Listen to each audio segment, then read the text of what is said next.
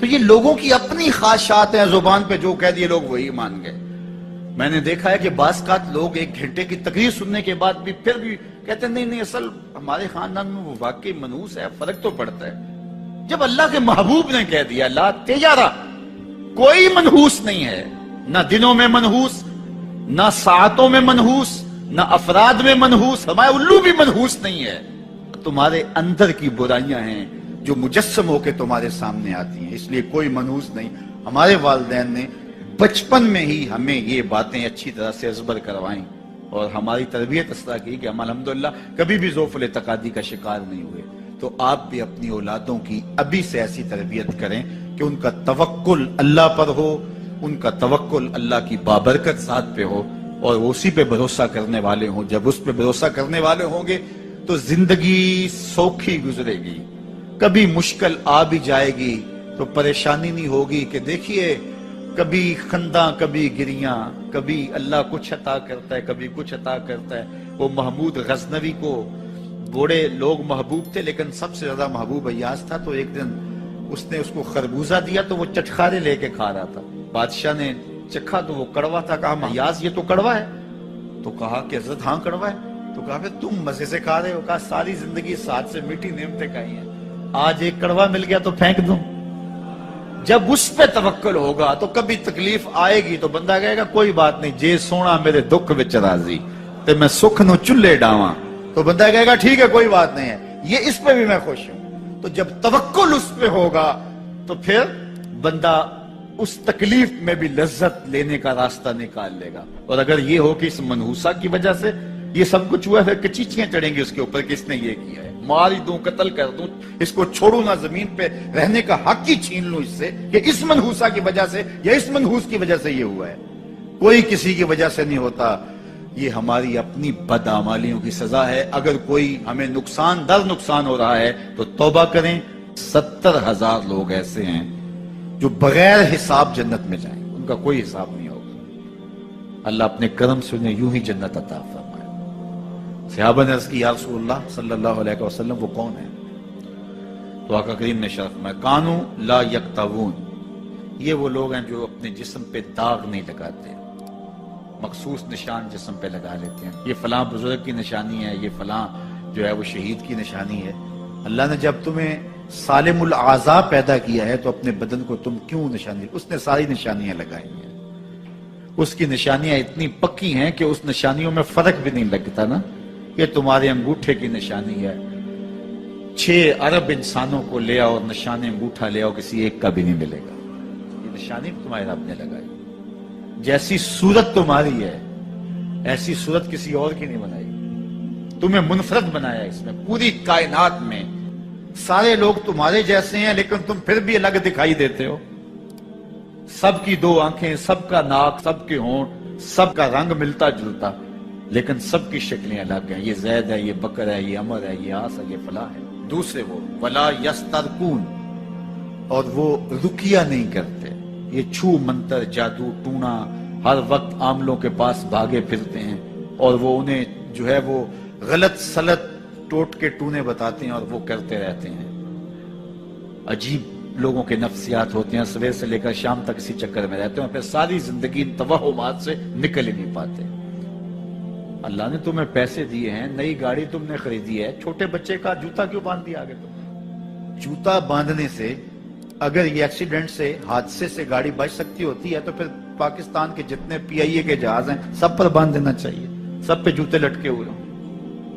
عجیب تم نے فلسفہ تراشا، کسی نے جو ہے وہ کالی رنگ کی پٹی باندھ دی نیچے، اس سے اس کو نظر نہیں لگے گی۔ گھوڑے کے پاؤں کے نیچے جو کھری لگی ہوئی ہوتی ہے، کچھ لوگوں نے اپنے گھروں میں وہ باندھی ہوئی ہوتی ہے کہ اس سے ہمارے گھر کے اندر کوئی مصیبت نہیں آئے گی، کوئی تکلیف نہیں آئے گی۔ کسی نے ہنڈیا اپنے گھر کے اوپر الٹی رکھی ہوئی ہوتی ہے، یہ ہنڈیا بچا لے گی، اور میاں ہنڈیا کیا بچائے گی تجھے؟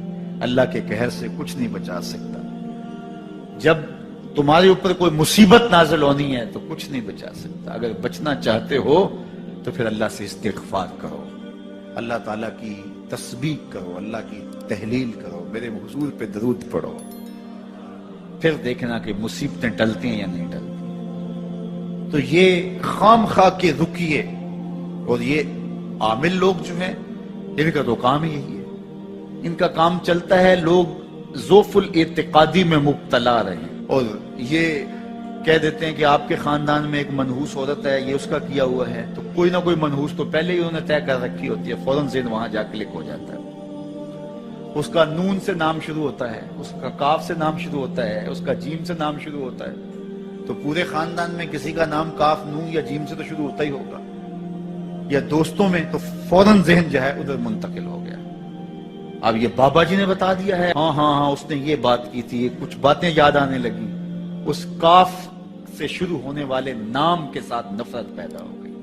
اس بابے نے نفرت کا کاروبار کیا ہے. اس نے تو 100 روپے 200 روپے لے لیے، لیکن 2 انسانوں کے اندر نفرت ڈال دی. اس کا گریبان کل قیامت کے دن پکڑا جائے گا.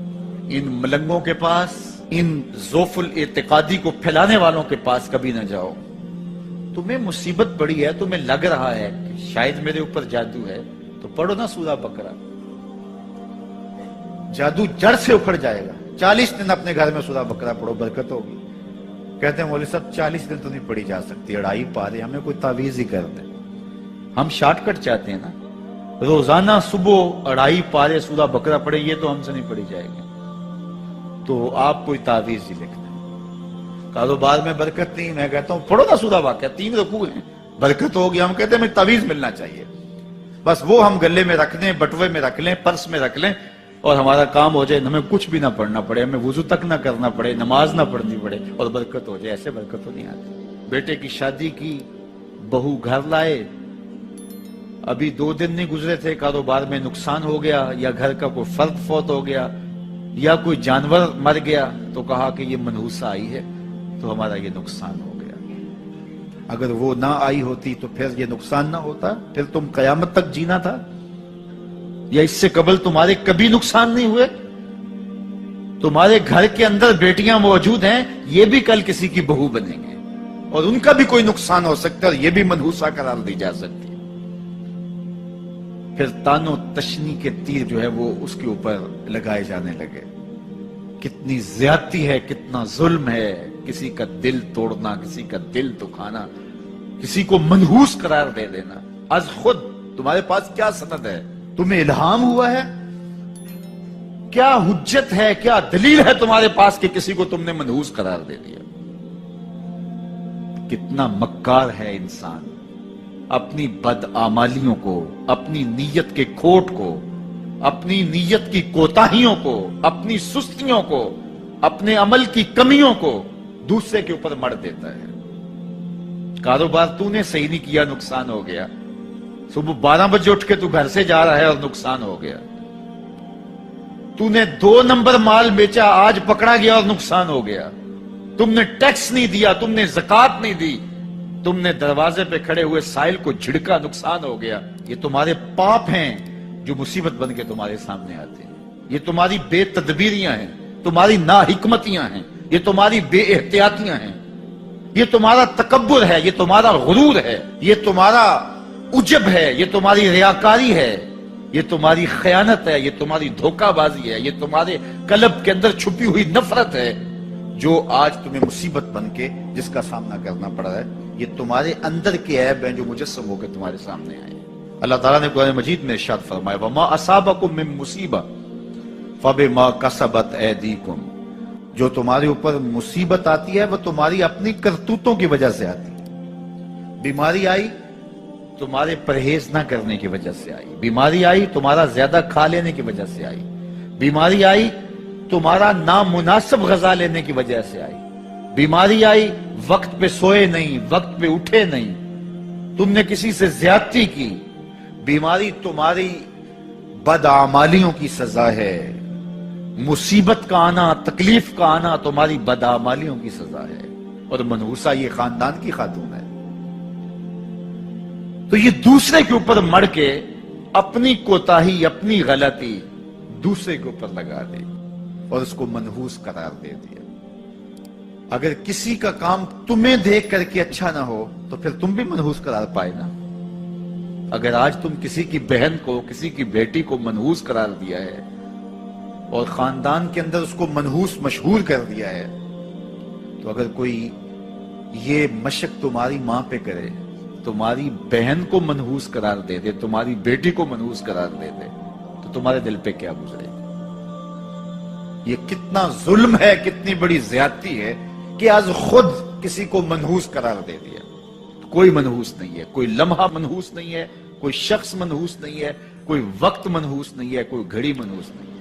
مصیبت کا آنا، تکلیف کا آنا تمہاری بدعمالیوں کی سزا ہے۔ لیکن قرآن نے کیا خوب بات فرمائی، وَيَعْفُو عَنْ كَثِيرٍ، ابھی تو بہت ساری باتیں ہم معاف ہی کر دیتے ہیں۔ تم نے کوئی گناہ کیا، پھر تمہارے ہاتھ اٹھ گئے، ہم نے معاف کر دیا۔ تم نے کوئی گناہ کیا، تم نے صدقہ کیا، ہم نے معاف کر دیا۔ تم نے کوئی گناہ کیا، تم نے سجدہ کیا، ہم نے معاف کر دیا۔ تم نے گناہ کیا، تم نے وضو کیا، ہم نے سارے گناہ جھاڑ دیے۔ تو کچھ اعمال ایسے ہیں کہ جن کی سزا بھگتنی پڑتی ہے، لازم۔ لیکن زیادہ عمل ایسے ہیں، اللہ فرماتا ہم زیادہ یوں ہی معاف کر دیتے ہیں۔ اور اگر ہم سارے معاف نہ کریں، تم چل ہی نہ سکو، زندگی تمہاری گزرے ہی نہ، اتنی مصیبتیں تمہارے اوپر ٹوٹ پڑے۔ لیکن تم وہ منحوسہ کو قرار دے کے اپنے اوپر سے ٹال رہے ہو، فلاں منحوسہ اس لیے سب کچھ ہو رہا ہے۔